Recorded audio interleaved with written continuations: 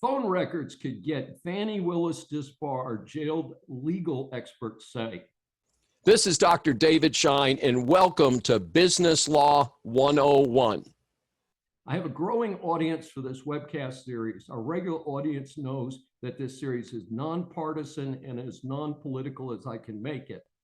However, politics and the law overlap in this highly publicized case against former President Donald Trump for alleged election interference in Georgia.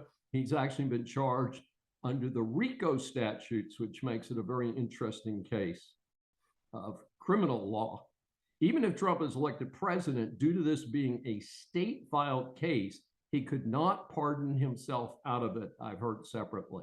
Well, some may recall the popular play that was later a successful movie, A Funny Thing Happened on the Way to the Forum. Well, that farce was set at the pinnacle of ancient Rome. So this new episode might be titled, A Funny Thing Happened on the Way to a Trial. Trump's defense team challenged the legitimacy of Fulton County District Attorney Fani Willis and the special prosecutor that she hired, Nathan Wade, to whom she has reportedly paid already about $600,000 of public money. Now, that in itself would not be a crime. However, there was a court hearing where she and Wade were forced to admit that they had been openly dating. However, their testimony was that they did not date until 2022, after Wade took over the case against Trump. Willis has also claimed to have covered her half of numerous out-of-town trips that they took together, meaning that public money paid to Wade was not subsidizing her lifestyle. There were no receipts, as she claimed she was always reimbursing Wade in cash. Now, I personally listened to some of her testimony on this point.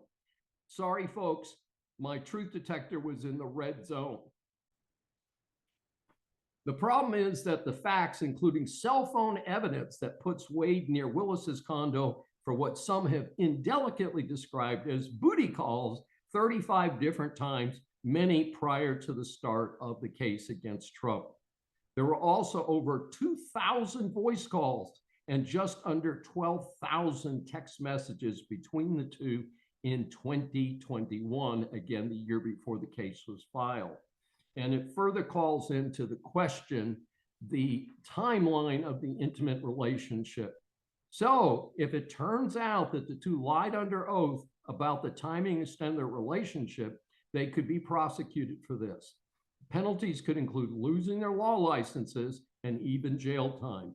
This attorney's opinion is that the former is more likely than the latter, but let's see how it goes. This is Dr. David D. Schein for Business Law 101.